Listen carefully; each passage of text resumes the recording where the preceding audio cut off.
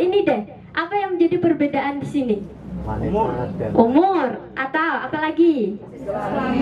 Jenis kelamin, ada yang cewek, ada yang cowok. Ada lagi? Tinggi, pendek. Usia. Ada lagi? Rambut, Keluarga. Rambut. Baju. hidung, Perut. Iya, saya kurus ini. Iya, banyak sekali perbedaan yang dapat kita temui, terutama ketika kita diperhadapkan oleh perbedaan yang namanya karakter dan juga sudut pandang. Pasti itu akan kita temui dalam suatu kebersamaan. Nah, ketika suatu perbedaan itu tidak direspon dengan baik, maka yang terjadi kita akan kena konflik. Kita akan ada permasalahan, permusuhan, perpecahan di dalamnya.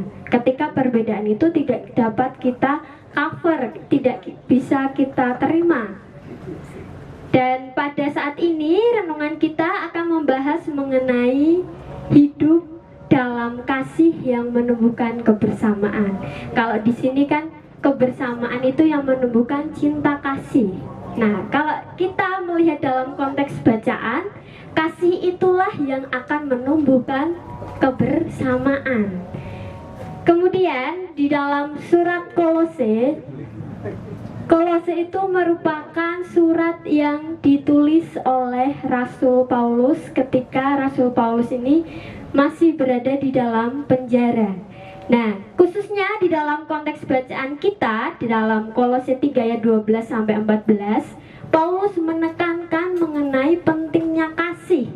Karena kasih itulah yang nantinya akan mempersatukan dan menyempurnakan kita. Kita akan belajar mengenai 4 poin di sini. Yang pertama mengenai identitas. Coba kita lihat di ayat 12. Ada yang menemukan apa sih identitas kita kalau berdasarkan di ayat 12 ini? Orang pilihan. Kita adalah orang-orang pilihan Allah yang dikuduskan dan yang dikasihi Allah. Berarti kita adalah orang-orang yang istimewa. Coba ditepuk bahunya kanan kiri. Kamu istimewa loh. Iya. Sekarang kita katakan bersama-sama, kita istimewa gitu. 1, 2, 3. Kita istimewa. Iya. Karena kita istimewa, nah kita ini dipanggil bersama-sama. Jadi yang dipanggil itu bukan hanya Priska saja, tapi kita semua dipanggil untuk apa? Untuk dapat mencerminkan karakter Allah. Nah, kita dapat melihat karakter Allah ini yang seperti apa sih?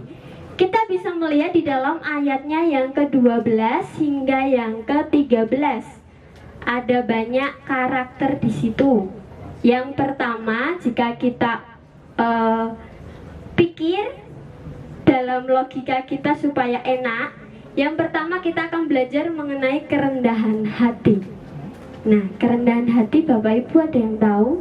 Apa itu rendah hati? tidak sombong. Tidak sombong. Kenapa Pak? Andap asor. Iya, rendah hati itu betul. Andap asor, rendah hati itu yang pokoknya kita tidak boleh merasa bahwa diri kita ini yang paling benar, paling baik, paling salah.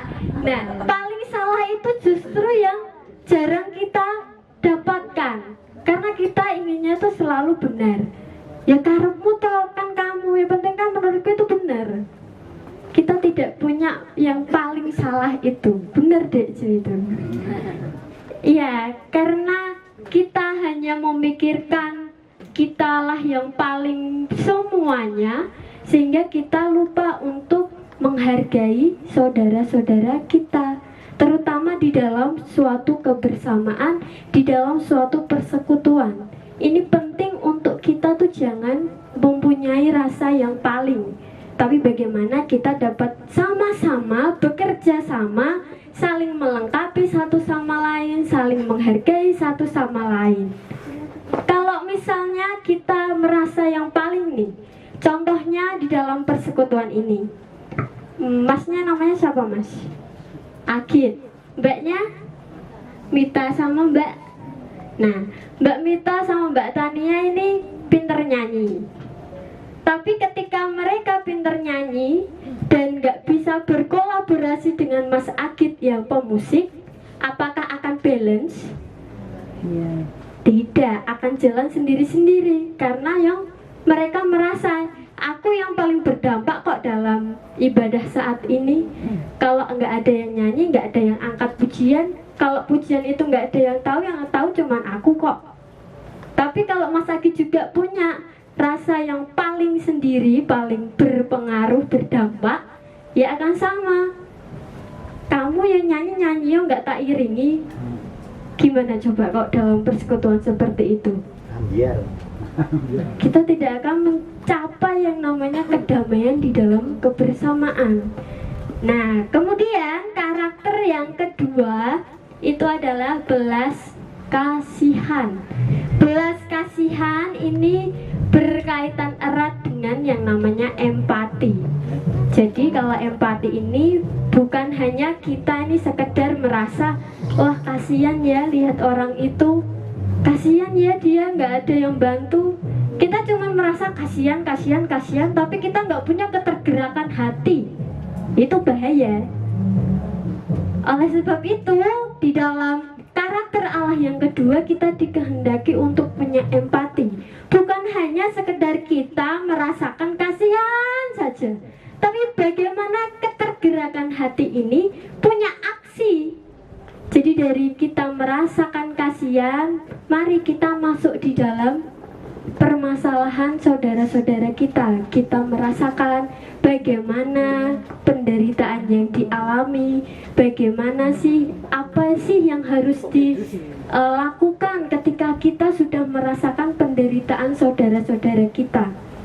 Tetapi yang menjadi permasalahan sebagai manusia adalah kita selalu bahagia di atas penderitaan orang lain. Betul? Betul. Ada yang tidak. Ya itulah yang harus kita sadari.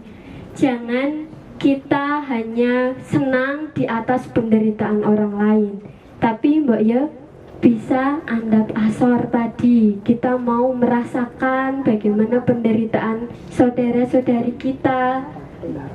Jadi suatu permasalahan itu bukan hanya dihandle oleh satu orang, tapi karena dalam kebersamaan, ketika ada permasalahan di dalam kebersamaan itu, ya marilah itu disengkuyung bareng-bareng. Jangan hanya orang-orang tertentu yang menyelesaikan permasalahan, tapi kita semua punya tanggung jawab untuk merasakan dan punya aksi dalam menanggapi suatu permasalahan. Kemudian karakter yang ketiga adalah kemurahan hati atau baik hati. Atau ketika tadi kita sudah berempati, bisa merasakan bagaimana penderitaan orang lain, kita punya aksi ketergerakan hati ini tuh membuat kita, ayo kita melakukan suatu perubahan. Nah, ketika kita melakukan suatu perubahan untuk menolong saudara-saudari kita di dalam satu kebersamaan, ya tolonglah dengan sepenuh hati. Jangan setengah-setengah. Kalau setengah-setengah itu namanya nanggung. Kenapa nggak langsung semua sepenuh hati tulus? Nah, itu yang dikehendaki dalam karakter Allah dalam kemurahan hati ini. Ketika kita mau menolong, menolonglah dengan sepenuh hati, jangan setengah-setengah. Nah, ketika kita sudah menolong, aku sudah menolong kok dengan sepenuh hatiku. Tapi bagaimana respon orang-orang yang kita tolong? Responnya akan berbeda-beda. Ada yang ngajeni, Ngajeng menghargai, merasa bahwa dirinya ini dibantu, merasa dirinya dibantu. Tapi ada juga yang sudah ditolong tapi nggak berterima kasih. Nah, ketika kita dipertemukan oleh saudara-saudara kita dalam kebersamaan ini, ketika misal kita sudah menolong dan orang yang kita tolong itu tidak mengucapkan terima kasih, apa respon kita? Biasa aja. Biasa aja. Oke, yang lain? Tidak apa-apa. Ya, dalam merespon itu makanya di karakter Allah selanjutnya kita dikehendaki untuk punya lemah lembut dan kesabaran. Dua itulah yang menjadi kunci kita untuk bisa mengendalikan diri kita dalam merespon situasi yang terjadi. Jadi ketika kita sudah menolong tidak dihargai, ya baiklah kita sabar. Karena tadi sebelumnya kita sudah berkomitmen untuk kalau menolong ya sepenuh hati. Jadi mereka mau berbuat apa ke kita, ya biarlah. Yang penting kita sudah menolong dengan sepenuh hati. Kemudian ketika kita sudah menerapkan karakter-karakter Allah, ada karakter Allah yang terakhir yaitu mengenai pengampunan. Sebelum kasih ada pengampunan. Nah, Bapak Ibu serta saudara yang terkasih, saya mau bertanya, ketika kita mengampuni, hal apa yang sulit sekali untuk kita ampuni? Sakit hati. Ada lagi? Sudah. Iya, sakit hati atau luka batin itu sangat sulit untuk kita ampuni.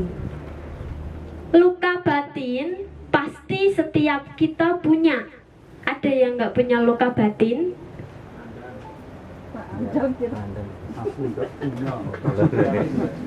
Kasih betadin. Luka batin dikasih betadin. Iya, ini diem ini berarti tidak punya luka batin atau memang punya? Memang punya tapi sudah diampuni. Iya, itu yang dikehendaki Paulus di dalam konteks bacaan ini. Kita harus mengampuni orang lain seperti Tuhan Yesus yang telah mengampuni kita terlebih dahulu. Luka batin itu bukan permasalahan yang gampang, bukan permasalahan yang ringan. Betul. Ada seseorang yang memiliki luka batin dan dia tidak bisa untuk mengampuni orang yang membuat dia ini luka batin. Itu sangat mempengaruhi kehidupannya. Kehidupannya nggak akan tenang. Kehidupannya itu penuh dengan bagaimana strateginya, caranya supaya aku membalas dendam terhadap orang yang membuat saya luka batin. Nah, ketika kita punya strategi itu akan membahayakan baik itu orang di sekitar kita, bahkan pada diri kita, serta juga di dalam kebersamaan.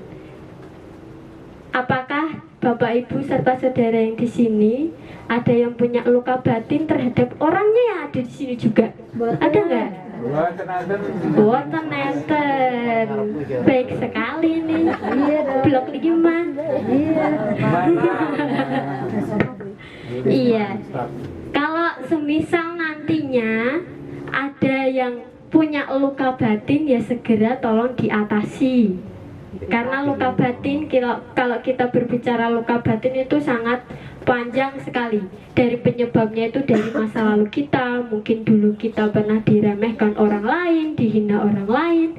Nah, bagaimana supaya kita menumbuhkan kebersamaan ini, jangan sampai kita menimbulkan yang namanya luka batin itu, terutama di dalam kebersamaan ini.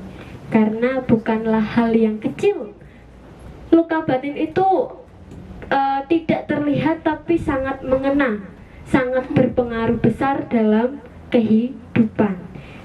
Nah, kemudian yang terakhir adalah mengenai kasih. Nah, ini topik yang selalu kita dapatkan setiap hari, setiap minggu kita mendengar mengenai kasih, sehingga kasih ini bukan hal yang asing. Nah, di dalam ayat 14 dinyatakan bahwa kasih itulah yang mempersatukan dan menyempurnakan kita. Oleh sebab itu, kasih itulah yang menjadi dasar dalam kebersamaan.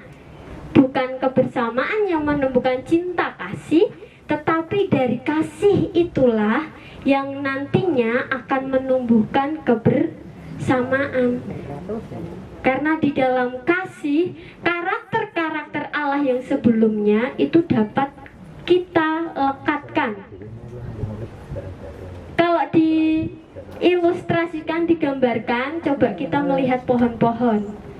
Pohon itu